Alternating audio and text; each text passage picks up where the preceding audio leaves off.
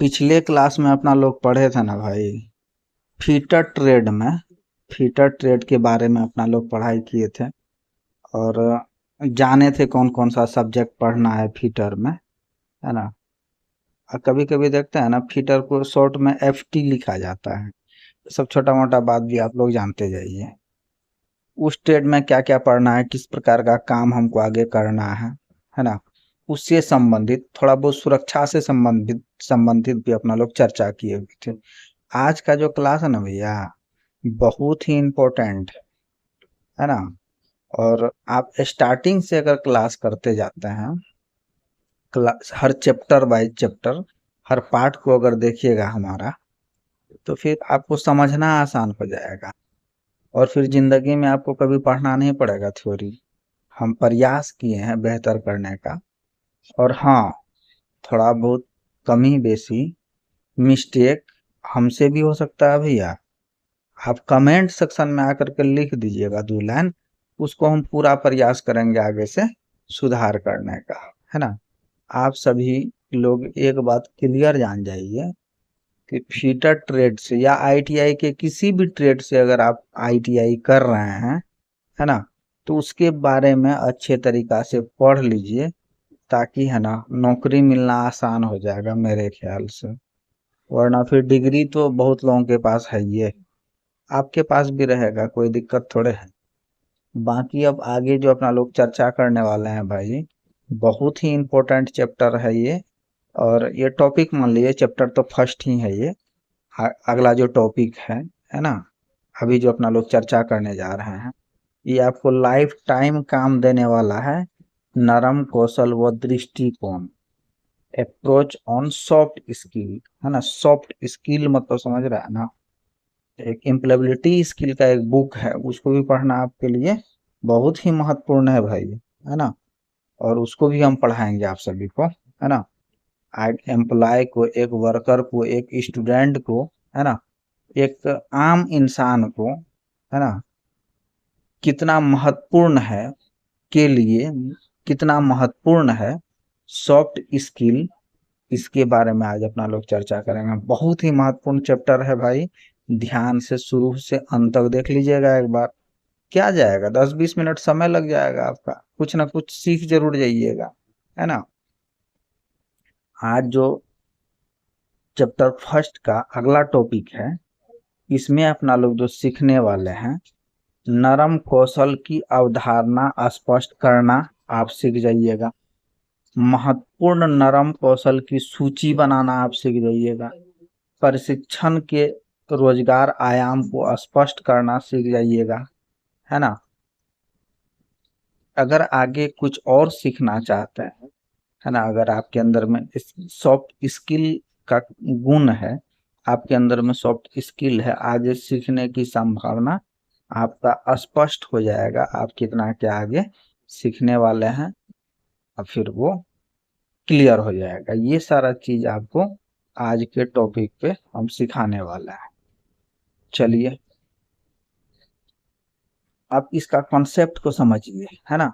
तो इसका जो सॉफ्ट स्किल का जो है कॉन्सेप्ट को समझिए, है ना। अब देखिए, नरम कौशल की अभिप्राय मतलब क्या है। व्यक्तित्व के अभिलक्षण, आपका व्यक्तित्व का लक्षण क्या है। सामाजिक शालीनता कितना है आपके अंदर में। उचित भाषा का प्रयोग आप कितना करते हैं भैया, है ना। व्यक्तिगत आदतें आपके अंदर में क्या क्या है। प्रभुत्व और सकारात्मकता जो आपके अंदर में कितना है ना।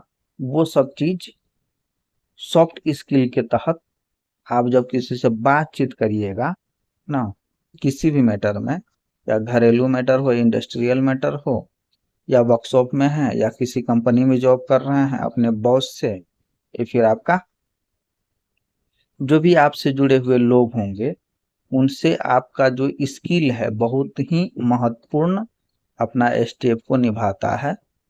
और आपके अंदर में अगर सॉफ्ट स्किल है बात करने का, है ना, आप किसी से बात करिएगा, सामने वाला आपको समझ जाएगा आपके अंदर में कितना आपका लक्षण है भैया।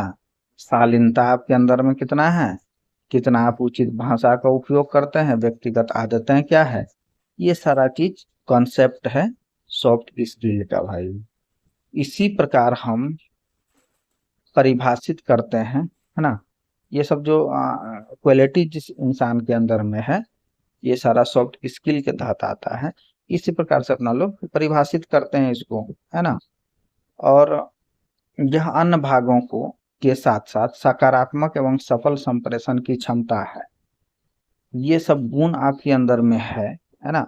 ये आपका पॉजिटिव थिंग्स, आपका जो अंदर में सकारात्मक ऊर्जा है, वो आपको ये सॉफ्ट स्किल के माध्यम से लोगों को पता चलेगा भाई। कम्युनिकेशन का, बातचीत करने का जो आपके अंदर में क्षमता है ना, किस प्रकार का है, पॉजिटिव है, नेगेटिव है ना, वो आपको दर्शाएगा सॉफ्ट स्किल के तहत। कभी कभी इसको क्या कहते हैं, सॉफ्ट स्किल को ही कहते हैं चारित्रिक कौशल। मतलब आपके अंदर में आपका चरित्र किस प्रकार का है, दूसरों के प्रति, काम के प्रति, जॉब के प्रति, कंपनी के प्रति, है ना। आपके अंदर में जो भी कौशल है उसके प्रति, है ना, वो सबको अपना लोग, है ना, सॉफ्ट स्किल के तहत समझते हैं और जानते हैं। सभी, अब जहां भी आप रहिएगा, काम करिएगा, वर्कशॉप में करिएगा, कहीं जॉब करिएगा, किसी फैक्ट्री में रहिएगा, कंपनी में रहिएगा, पढ़ाई करिएगा आईटीआई में, है ना, उसके लिए जो है एक महत्वपूर्ण, व्यवसाय का महत्वपूर्ण मापदंड माना जाता है इस चीज को, है ना। इस बात को आपको समझना है। नरम कौशल का उपयोग व्यक्तिगत और व्यावसायिक जीवन में होता है। इसका उपयोग, नरम तकनीकी कौशल, नरम कौशल के बिना अर्थहीन हो जाता है। आपके अंदर में कितना नॉलेज है ना भैया, है ना, आप दूसरे को बताने का, आपका नॉलेज को शेयर करने का, है ना, अगर आपके अंदर में तरीका नहीं है, डिसिप्लिन नहीं है, तो फिर तो कोई मतलब ही नहीं है, वो अर्थविहीन है आप, है ना। ये सब बात आपको इस मतलब सॉफ्ट स्किल में सीखना है। अब आगे देख लेते हैं फिर, कॉमन सॉफ्ट स्किल, है ना। कुछ साधारण है ना, नरम स्किल जो है आपका, नरम कौशल है, सॉफ्ट स्किल है कुछ साधारण, जैसे दृढ़ व्यावसायिक नैतिकता। व्यावसायिक नैतिकता आपके अंदर में, काम करने का तरीका क्या है, नैतिकता। आप अगर कोई भी काम कर रहे हैं, वर्कशॉप में काम कर रहे हैं, जॉब बना रहे हैं, पढ़ाई कर रहे हैं, उसके प्रति आप कितना भाई सजग है ना। उसके पढ़ाई के प्रति कितना नैतिकता है आपके अंदर में। मतलब पढ़ा रहे हैं हम, दिमाग लगा रहे हैं कुछ और, सोच रहे हैं कुछ और, गफिया रहे हैं कुछ और, तो वो सब नैतिकता के तहत है नहीं। इसकी पढ़ाई के दरमियान के बारे में बता रहे हैं आपको। सकारात्मक प्रवृत्ति, पॉजिटिव थिंग्स, है ना। आपके अंदर में पॉजिटिव थॉट होना चाहिए, प्रवृत्ति आपका एकदम सकारात्मक होना चाहिए। अगर हम आईटीआई कर रहे हैं, खाली रेलवे में नहीं जाना भैया, रेलवे के बाद भी बहुत सारा दुनिया है जहाँ पे हमको रोजगार लग सकता है, काम कर सकते हैं, खुद सेल्फ एम्प्लॉयमेंट हम पैदा कर सकते हैं, स्वरोजगार कर सकते हैं।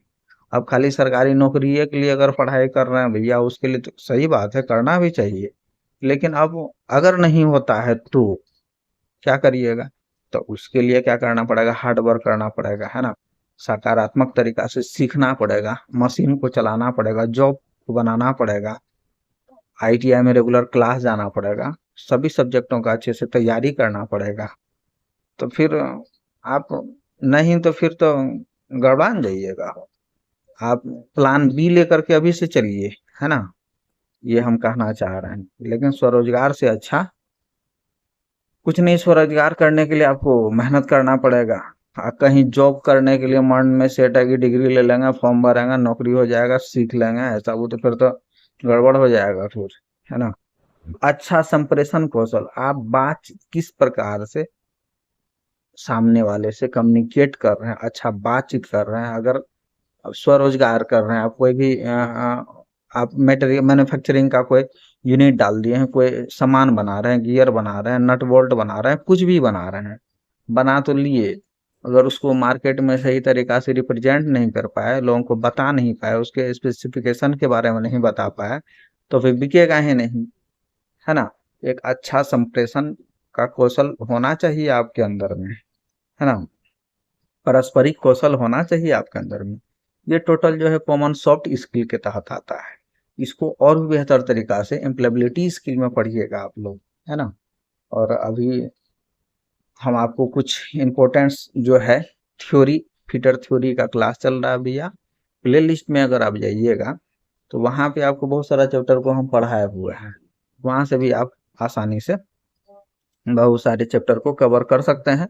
लेकिन हम स्टार्ट किए हैं चैप्टर वाइज, है ना। तो इसको अगर आप देख लेते हैं फिर तो आपका बल्ले बल्ले है। प्रशिक्षण की समाप्ति के पश्चात कार्य के क्षेत्र, है ना।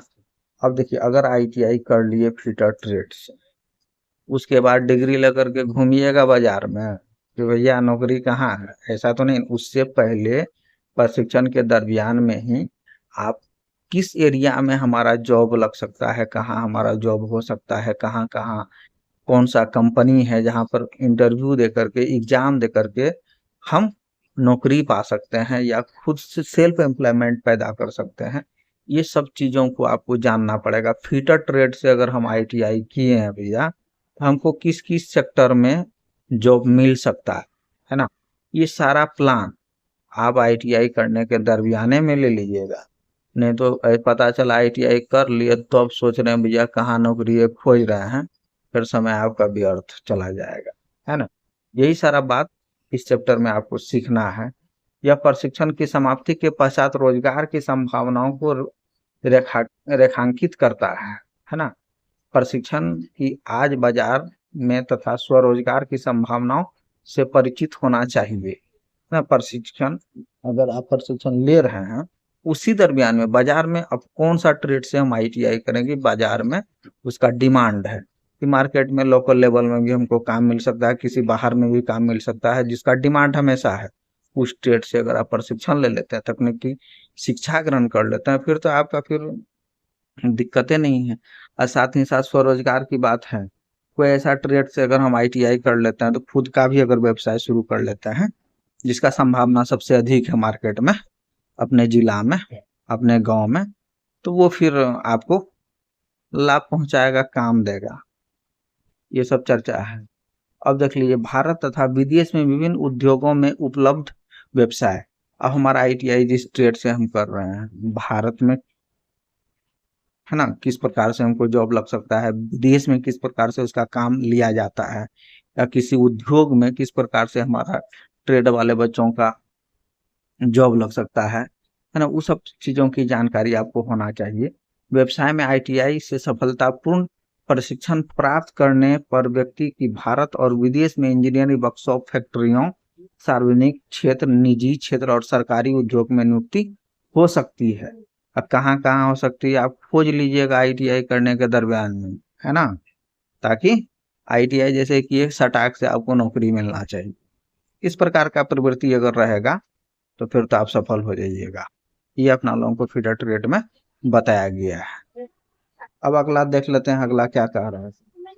अब देख लीजिए, स्वरोजगार, सेल्फ एम्प्लॉयमेंट सबसे इम्पोर्टेंट बात है ना। व्यक्ति अपनी फैक्ट्री, अनुषंगी इकाई अथवा डिजाइनिंग, उत्पादन, निर्माण आरंभ कर सकता है और उद्यमी बन सकता है आईटीआई करने के बाद, है ना। आगे सीखने की संभावना, है ना। अब फ्यूचर लर्निंग स्कोप देख लीजिए क्या क्या है। नामांकित व्यवसाय में अप्रेंटिसशिप प्रशिक्षण कर ले लीजिए। अगर आईटीआई फिटर से कर रहे हैं तो आगे जा करके आगे और भी पढ़ना चाहते हैं, और भी नॉलेज लेना चाहते हैं, तो अप्रेंटिसशिप का प्रशिक्षण ले लीजिए 1 साल का, या क्राफ्ट अनुदेशक का सर्टिफिकेट कोर्स कर लीजिए। आईटीआई में आपको जॉब हो सकता है, प्रशिक्षक के रूप में इंस्ट्रक्टर बन सकते हैं, वो भी आगे आप कर सकते हैं। साथ ही साथ इलेक्ट्रिकल इंजीनियरिंग से में डिप्लोमा कर सकते हैं, या डिप्लोमा आप करिए सकते हैं आईटीआई करने के बाद।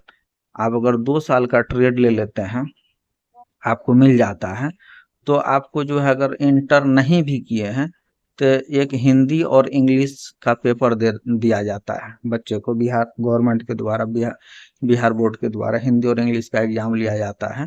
तो ये जो 2 साल का जैसे फीटर का ट्रेड है, हिंदी इंग्लिश का परीक्षा दे दिए, आपका जो आईटीआई का सर्टिफिकेट मिलेगा आपको, वो 12th के बराबर होगा, इक्विवेलेंट होगा। आपको इंटर करने का जरूरत है नहीं। इस डिग्री से आप ग्रेजुएशन कर सकते हैं भैया, इंजीनियरिंग कर सकते हैं, डिप्लोमा कर सकते हैं, ये सारा चीज आप आसानी से कर सकते हैं। थोड़ा चर्चा हो गया तो बता दिए। ठीक है, ये सब तो बेसिक बात था, जिसको आपको पालन करना पड़ेगा, सीखना पड़ेगा हर हाल में, नहीं तो खेला खत्म है फिर। अब देख लीजिए आगे क्या है। व्यक्तिगत सुरक्षात्मक उपकरण।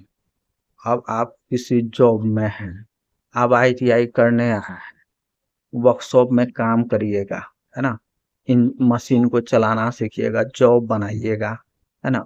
वहाँ बहुत सारा उपकरण रहेगा, मशीन रहेगा, है ना, और बहुत सारा हमेशा काम होगा वहाँ, तो कचरा भी होगा, है ना। तो बहुत अधिक ध्वनि प्रदूषण भी वहाँ आपको मिलेगा। और वहाँ पे अगर केमिकल वगैरह का काम हो रहा है तो आपका नाक में भी सांस के द्वारा केमिकल का सेंट आप लेते रहिएगा।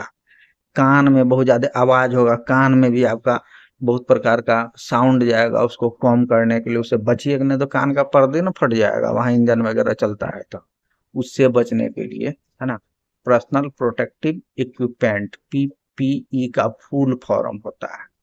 अपने आप को देखिए, जान है तो जहान है भैया, है ना। इसीलिए कहीं भी आप काम करने जाते हैं। अब आ गए हैं मुद्दा पे अपना लोग। ठीक है, अब पढ़ाई हो रहा है मुद्दे का। ठीक है, आईटीआई के बारे में जाने, ट्रेड के बारे में जाने, रोजगार कैसे कहाँ मिलता है, किस प्रकार से मिलेगा, किस प्रकार से तैयारी करें, उसके बारे में तो जान गए। अब आइए, जब काम आप सीखिएगा आईटीआई में, वर्कशॉप में जाइएगा, या किसी कंपनी में जॉब करिएगा, वर्कशॉप में जॉब करिएगा, फैक्ट्री में जॉब करिएगा, उद्योग में कहीं भी आप जॉब करिएगा, है ना, या आईटीआई में भी अपना लोग सीखने जाइएगा, तो वहां पे, है ना, अपने आप को कैसे बचाना है, साथ में काम कर रहे अपने भाई को किस प्रकार से बचाना है, दुर्घटना होने से पहले किस प्रकार से हमको सेफ्टी को अपनाना है, अपने आप को बचाना है। साथ ही साथ अगर दुर्घटना हो जाता है तो हमको किस प्रकार से बचाव करना है, खुद का, कंपनी का, साथी का। वो सब सारा चीज अपना लोग अब सीखने वाले हैं भाई लोग, है ना। चैप्टर बड़ी इंपॉर्टेंट है, ध्यान से इसको पढ़ लीजिएगा मेरे ख्याल से, है ना। अब देख लीजिए, इस पाठ में अपना लोग जो सीखने वाले हैं, विशेष सुरक्षात्मक उपकरण पीपीई का क्या क्या होते हैं, पीपीई होता क्या है, इसके बारे में जानिएगा, तथा इसके उद्देश्य के बारे में आपको जानना है ना।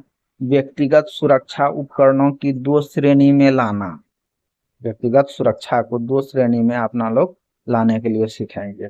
व्यक्तिगत सुरक्षा उपकरणों के सबसे समान प्रकारों की सूचीबद्ध करना, व्यक्तिगत सुरक्षा उपकरण है उसको समान प्रकार से सूचीबद्ध करना अपना लोग इसमें सीखें। विशेष सुरक्षात्मक उपकरण की सूची बनाना, इस पाठ में जो है अपना लोग कितना चीज सीखने वाले हैं, और बहुत ही इंपॉर्टेंट है भाई लोग ना। अब चलिए देखते हैं फिर। अब देख लीजिए, विशेष व्यक्तिगत सुरक्षात्मक उपकरण पीपीई, पर्सनल प्रोटेक्टिव इक्विपमेंट, है ना, पीपीई इसका फुल फॉर्म होता है। अब देख लीजिए क्या क्या होता है। ये कर्मचारी, स्टूडेंट, हम आप सभी भाई द्वारा उपयोग उपकरण, औजार, कपड़े जो पहने हैं कपड़ा या उपयोग किए जाते, वही आखिरी हमारा सहारा है भाई। जो अपना उपकरण कुछ पहने, हेलमेट पहने हुए हैं, जूता पहने हुए हैं, ग्लव्स पहने हुए हैं, एप्रॉन लगाए हुए हैं, औजार है, कपड़े है, यही सब अपना लोग का आखिरी सहारा है भैया, है ना। ये हमको दुर्घटना होने से बचाता है, रक्षा करता है ना। खतरों से रक्षा हेतु कार्यस्थल पर मुख्य पहुंच सुरक्षा संबंधित खतरों के विपरीत यह है कि कर्मचारी इंजीनियरिंग प्रणाली नियंत्रण या निकल सके खतरों से, न कि कर्मचारी को व्यक्तिगत सुरक्षात्मक उपकरण द्वारा बचाने का चेष्टा करें, है ना। ये सब पीपीई जो है हमको अपने आप को बचाता है, अपने आप को खतरा होने से बचाता है भैया। इस चीज का पालन, जो सुरक्षा नियम है, अब मान लेते हैं बाइक पे अपना लोग चढ़ते हैं, तो भैया घर का लोग तो तुरंत नहीं कह देता बेटा हेलमेट लगा लो, जूता पहन लो। वो समझ रहा है ना बेटा हमारा जा रहा है भैया खतरों से खेलने के लिए, बाइक पे हैं तो खतरे से ना हाथ में लेके चल रहे हैं, तो हेलमेट पहन लेते हैं, किसी प्रकार का अगर दुर्घटना होता है भाई तो तत्काल बचिए न जाते हैं हम, है ना। थोड़ा बहुत खरोच वगैरह लगा तो चलो महलम पट्टी हो गया, लेकिन अगर कोई खतरनाक स्थिति हो जाता है हमारा, तो उससे हमको प्रोटेक्ट करता है अपना हेलमेट जूता वगैरह जो भी है ना।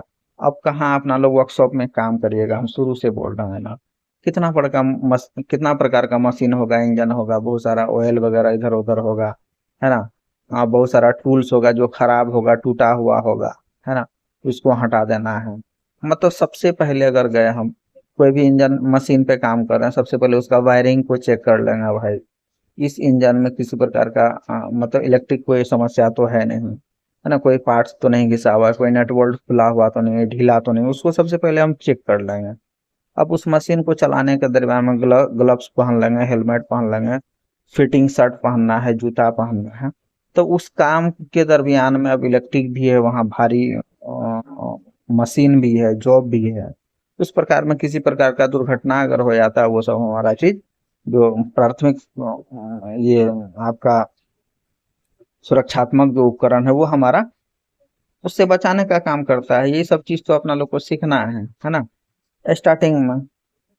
अब देख लीजिए आगे फिर चर्चा होगा, है ना, लंबा हो जाता है ये।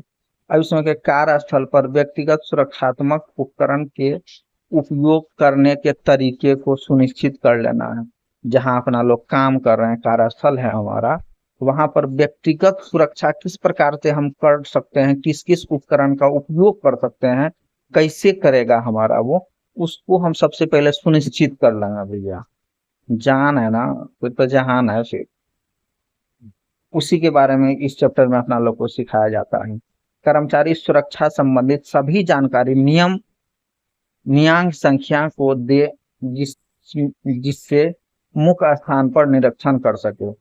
अगर एक आदमी भी बहाल रहता ही है, वो आपको और एक आदमी नहीं बहाल है, तो खुद भी अपना ये सब चीज को कर लेना है। कोई भी काम करने से पहले उसका नियतांक क्या है संस्थान के, है ना, कौन कौन सा हमारा निरीक्षण, बिजली का निरीक्षण कर लेना है, वायरिंग का निरीक्षण कर लेना है, इंजन के हर पार्ट्स का निरीक्षण कर लेना है ना। ये सब चीज निरीक्षण करना ही हमारा सब दिन का काम होना चाहिए काम करने से पहले। इसी सब का संबंधित आपको जानकारी इस टॉपिक में दिया जाता है। जब यह साधारण प्रकार का व्यक्तिगत सुरक्षात्मक उपकरण जैसे चश्मा हो गया, दस्ताना हो गया, बॉडी सूट हो गया, सामग्री हो गया आपका, कम प्रभावी होती है, जिससे कि सभी प्रकार समय पर नहीं पहना जा सकता, या खतरे के समय कार्यस्थल में पीपीई का निरंतर उपयोग सहायता करता है कुछ साधारण औद्योगिक दुर्घटना से बचने के लिए, है ना। ये सब चीज हमको छोटा मोटा दुर्घटना से बचने के लिए ये सब चीज सुरक्षा करता है भैया, है ना। ये सब चीज अपना लोग सीखते हैं। अब देख लीजिए व्यक्तिगत सुरक्षात्मक उपकरण को वर्गीकृत करना। व्यक्तिगत सुरक्षा को जो है उपकरण को वर्गीकृत किया गया है। नंबर एक है, मतलब दो भागों में वर्गीकृत किया गया है। गैर स्वास्थ्य संबंधी, इसका उपयोग बॉडी की बाहरी इंजरी, सिर की सुरक्षा, हेलमेट पहन लेते हैं, आंख, है ना, चश्मा, गूगल्स पहनते हैं, चेहरे हेलमेट लगा लेते हैं, हाथ का ग्लव्स लगाते हैं, भुजा, है ना, हाथ जो है बाह तक मोड़ लेते हैं, पैर में, टांग में तथा दूसरे बॉडी के भाग को सुरक्षा के लिए गैर स्वास्थ्य संबंधी का उपयोग किया जाता है ना। ये सब चीज को जो रखा गया है ये गैर स्वास्थ्य संबंधित है। अब स्वास्थ्य संबंधित क्या क्या रखा गया है देख लीजिए। इसमें है कि आपको इसका प्रयोग श्वसन हवा को दूषित करने के लिए, सुरक्षा के लिए स्वास्थ्य संबंधित उपयोग किया गया। अगर किसी प्रकार का केमिकल का यूज हो रहा है, वहाँ हवा से संबंधित आपका जो है प्रदूषण फैल रहा है, उसका सांस ले रहे हैं, वो सब चीज को जो है आपको स्वास्थ्य से संबंधित सुरक्षात्मक उपकरण में रखा गया है। व्यक्तिगत सुरक्षात्मक उपकरण मार्गदर्शन करता है कि सरल बनाता है कि जिस प्रकार पौधों की देखभाल विशेष प्रकार से होती है, उसी प्रकार व्यक्ति की सुरक्षा खतरों से भी की जाती है, जिसे निकाला या नियंत्रित नहीं किया जा सकता है इंजीनियरिंग प्रणाली द्वारा, जो नीचे के टेबल 1 में है। अब देख लीजिए टेबल 1 में किस प्रकार से है, क्या क्या है। देख लीजिए पीपीई 1 है ना, संख्या पीपीई 1 जो है अभी, तो ये हेलमेट को रखा गया है। पीपीई 2 में सुरक्षा जूते को रखा गया है। 3 में रखा गया है स्वास्थ्य संबंधी उपकरण, है ना, भुजाएं तथा हाथ सुरक्षा, आंखें तथा चेहरा सुरक्षा, सुरक्षात्मक कपड़े का पूरे कवर, कानों की सुरक्षा, सुरक्षा बेल्ट और उपकरण की, है ना, ये सबको रखा गया है। ठीक है, अब देख लेते हैं क्या है व्यक्तिगत सुरक्षा उपकरण तथा उसके प्रयोग के बारे में, है ना, ये बताया गया है। देख लीजिए सिर की सुरक्षा के लिए खतरा का, सिर का सुरक्षा हम कब करते हैं और कौन कौन सा खतरा से अपना लोग को बचाता है ये हेलमेट। वस्तु अगर ऊपर में है, कुछ गिर रहा है ऊपर से, अगर कपार पे गिर जाएगा तो फटिया न जाएगा कपार, दिक्कत हो जाएगा भाई, है ना। वस्तुओं की विपरीत अधिक आकर्षित होना, मतलब कोई भी चीज को और नजदीक नजदीक नजदीक से जाके देखने के चक्कर में कपार में चोट लग सकता है, उससे बचाता है अपना हेलमेट।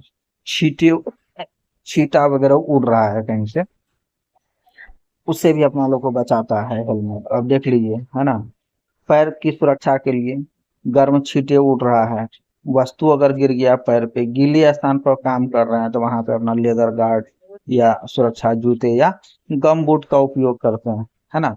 ये सब चीज है आपका पर्सनल सेफ्टी में। हाथ की सुरक्षा के लिए अपना लोग हाथ का सुरक्षा क्यों करते हैं, प्रत्येक स्पार्क वगैरह या छले पड़ना, छाला वगैरह काम करते करते पड़ जाता है, उससे सुरक्षा अपना लोग को प्रदान करता है क्या, हाथ का दस्ताना। साधारण गर्म से उड़े चिंगारी वगैरह हाथ से अगर काम करें, चिंगारी हाथ में आकर के पड़ जाए, उससे अपना लोग का क्या दस्ताना बचाता है। इलेक्ट्रिक शॉर्ट अगर लग जाता है कहीं, दस्ताना पहने हुए हैं तो थोड़ा सा नुकसान होने से बच जाते हैं, है ना।